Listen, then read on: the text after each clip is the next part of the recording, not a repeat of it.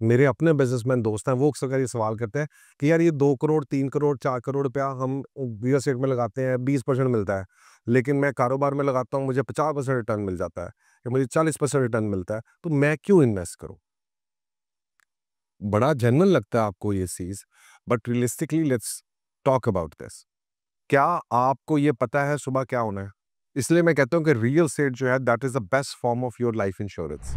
आप आज हैं, you are running a business, मैं आज बैठा हूँ, बिज़नेस रन कर रहा हूँ। मेरी एक बेटी है, मुझे आज कुछ होता है, she is unable to run this business this effectively, छोटी है वो, तो कौन उसके स्कूल का बिल, खर्चा, फीस कहाँ से जाएगी? उसका घर का खर्चा कहाँ से जाएगा? उसका एसी का बिल कहाँ से जाएगा?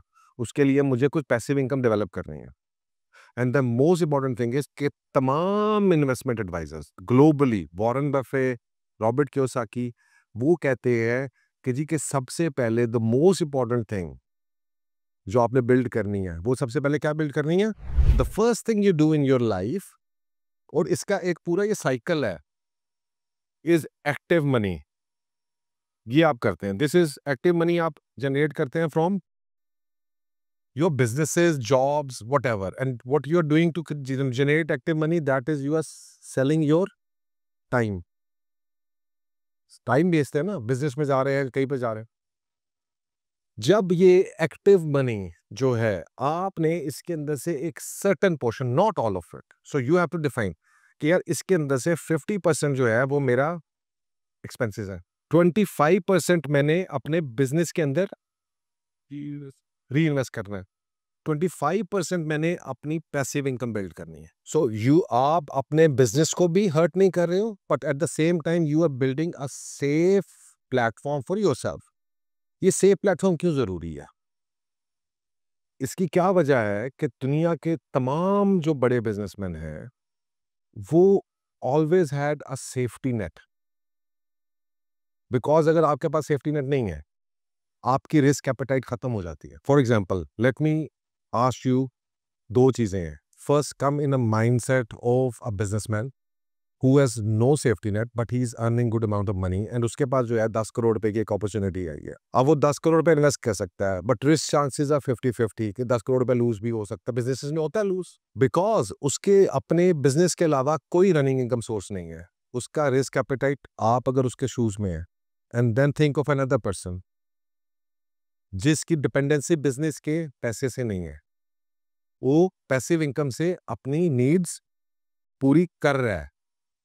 अगर आप इस सिचुएशन में हैं, तो कितना लाइक्लीहुड है कि आप बिजनेस में 10 करोड़ रुपए का रिस्क लेंगे? अगर आप बिजनेसमैन ए हैं, तो आप रिस्क अवॉइड करेंगे, और अगर आप बिजनेसमैन बी हैं, तो आप रिस्क लेंगे, क्योंकि आपको पता है कि आप, आई डोंट केयर, मेरी lifestyle is not getting affected. So businessman के लिए इट इज वेरी इंपॉर्टेंट कि वो अपना जो है प्लेटफॉर्म बिल्ड करे। सो दैट इज इंपॉर्टेंट कि from his active money, and I am not saying कि जनाब वो अपने कारोबार के ऊपर से, बट कारोबार के अंदर आप 50% भी लगाते जाएंगे, चीजें करते जाएंगे। मैं आपको बताता हूँ, फ्रैंकली स्पीकिंग, मेरी एग्जांपल है, मैं अगर इस वक्त सिर्फ कारोबार बिल्ड करता रहूं, तो मेरे पास बहुत पैसे, लेकिन मैंने रियल एस्टेट खरीद रहा हूँ, दुबई में भी खरीद रहा हूँ, यहाँ पे भी खरीद रहा हूँ, जहाँ पे भी, ठीक है। क्यों? हालांकि वो पैसा मैं अगर अपने बिजनेस में, रनिंग में लगाऊं, तो मैं ज्यादा पैसे कमाता हूँ, but again the point is the safety net. मैं आज यहाँ पे खड़ा हूँ, वो क्या था, शेफाली, ये जो 42 साल की लड़की है जिसको इंडिया वो कांटा लगा वाली, 42 साल की उम्र से काटा कार्डियक अरेस्ट, ठीक है। उस दिन आप ये देख रहे थे क्रेसेंट स्कूल के अंदर, I don't know whether it's a fake video और नॉट, कि वो टीचर बैठा हुआ वो दे रहा है एंड ही फेल डाउन। तो मुझे बात बताएं कि जी इस सारी सिचुएशन के अंदर how do I protect my family? आपकी अप्रोच ये होनी चाहिए। I am just giving a general idea कि 50% आपके एक्सपेंसेस हैं, विच इज एक्चुअली मोर। तो जो आपके पास पैसे बच रहे हैं ना, प्रॉफिट, उसको दो हिस्सों में डिवाइड कर ले। So one goes back into your business and expansion, तो वो भी ना आपका डिस्टर्ब हो, और best, we are not saying कि बिजनेस जो है वो बेहतर नहीं है। Business which always earn more, but business comes with more risk. So this is a strategy. So now you build your passive income. अच्छा, इस टाइम फ्रेम के अंदर आपने नीड्स, आपको पता है what is the difference between needs and wants? जब तक आप ये पैसिव इनकम से ये जो अभी आप कर रहे हैं, तो आप इससे अपने नीड्स मीट कर रहे हैं, सिर्फ वांट्स नहीं मीट करने, ठीक है जी। So this money is coming, this 50% जो आ रहा था, इससे आप अपनी सिर्फ नीड्स मीट कर रहे हैं। इनके बाद जो बाकी पैसे आ रहे हैं, उससे आप बना रहे हैं पैसिव इनकम। पैसिव इनकम के बाद जब आपकी पैसिव इनकम बन जाएगी, और पैसिव इनकम मेरा टारगेट है, फॉर एग्जाम्पल मैं अक्सर का अपना मैं आपको बताता हूँ, मैं कभी अक्सर लोगों को देखता हूँ, किसी ने ZX रखी है, किसी ने पाकिस्तान के अंदर ना हमारे डीलर्स को और बाकी भी किसी भी लोग को जो तो पहले 3 करोड़ आ जाए, 5 करोड़ आ जाए, कहते हैं पहले गड्डी ले ला, ठीक है।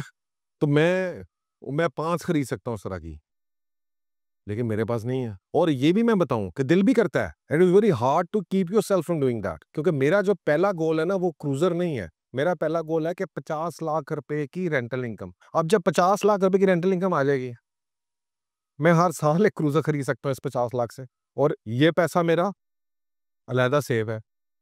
ये पैसे के लिए मुझे काम नहीं करना पड़ रहा, तो इससे मैं क्या खरीदूंगा? Bonds. This is the cycle of a financial successful, ये जो टॉपिक है, this is financial successful cycle. So you buy from your active money your needs only, and your passive money your wants. Active money से जब आपने wants buy कर ली हैं, वो बंदा कामयाब नहीं होता। Active money should only be invested in assets, either for your needs to needs है। तो वो एक्टिव मनी यहाँ पे किधर जा रही है? नीड्स में जा रही है, पैसिव इनकम में जा रही है, और आपके बिजनेस में जा रही है। आज क्या फैसला किया है हमने कि एक्टिव मनी से हमने वॉन्ट्स बाय नहीं कर रहे। एक्टिव मनी से हमने क्या चीजें बाय करनी है? सिर्फ नीड्स, उसके अलावा पैसिव इनकम, और तीसरी चीज री इन्वेस्ट इन योर बिजनेस। ये है कामयाबी का रास्ता। उसके बाद सिर्फ पैसिव इनकम से हमने वॉन्ट्स करनी है। हमने कभी भी जिंदगी में एक्टिव इनकम से वॉन्ट्स नहीं बाय कर रहे। ये अगर आप फॉलो करेंगे ना टेबल, तो आप एक कामयाब बिजनेसमैन भी बन जाएंगे, और आप एक फाइनेंशियल फ्रीडम हासिल कर लेंगे over a period of time.